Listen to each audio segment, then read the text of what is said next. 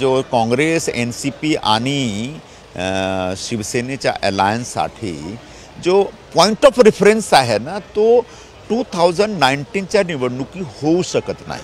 कारण 2019 आणि 2024मध्ये फार फरक झालेला आहे, चेंज झालेला आहे ना. आता दुर्दैव आहे, पण शिवसेनामध्ये एक भयंकर फाटाफुटी झालेली आहे. एन-सी-पीला पण दुर्दैव आहे, मी दुर्दैव एक्सेप्ट करतो, पण तो फॅक्ट आहे. भयंकर फाटाफुटी. तुमच्याकडे किती वोट आहे कोणाला माहीत नाही. तो असा तुम्ही 2019 धरून तुम्ही असा कुठल्या प्रकारचं नेगोशिएशन करू नका. आणि म्हणून त्याला प्रत्युत्तर संजय निरुपमने दिलेलं आहे की आम्ही काय करायचं, आम्ही काय टाळ्या वाजवायचं का, हा त्याच्यातला अर्थ होतो. मग राष्ट्रवादीने काय करायचं, मग त्यांनी बी टाळ्या वाजवायचे का, हा त्याचा अर्थ होतो. म्हणून मी पहिल्यापासून सांगतोय की यांची आघाडी होणार नाही आणि हे आता ते स्वतंत्र निवडणूक लढवण्याच्या मनस्थितीत आहेत.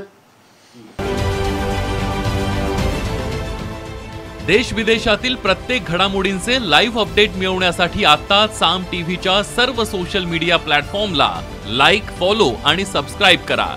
तसंच सर्व नोटिफिकेशनसाठी बेल आयकॉन प्रेस करायला विसरू नका.